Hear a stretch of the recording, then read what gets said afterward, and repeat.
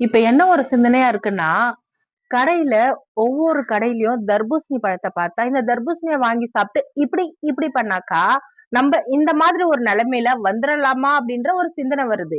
அதோட குணத்த புடுங்கி, கடிச்சு, கொதறி நான் அந்த மாமிசத்த தின்னுவேன் அப்படின்னு சொன்ன ஒரு மனுஷன், இங்க ஒரு பெரிய இடத்துல நிக்கும்போது, நம்மளும் அப்படி போய் நிக்கலாமான்ற சில பேருக்கு ஒரு யோசனை வர்ற மாரி சூழ்நிலை இருக்கு. அதே போல ஒவ்வொரு மேடையிலயும் ஆ இப்பதான் அந்த ரீசென்ட்டா நான் அந்த மாதிரி வீடியோலாம் பார்க்குறேன். அவங்க அப்படி ஆடியிருக்காங்க. ஆபாசமா ஆடியிருக்காங்க. அது பார்க்கவே நல்லா இல்லாத மாரி இருக்கு.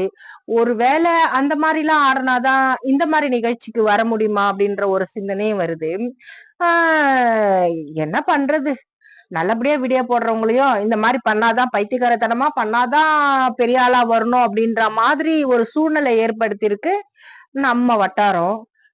எப்படி சொல்றது? இத யாருகிட்ட சொல்றதுன்னு ஒண்ணும் புரியல. எதுக்கும் ஒரு புலம்பல புலம்பி வைப்போம்ன்ட்டு நானும் புலம்புறேன். Okay bye.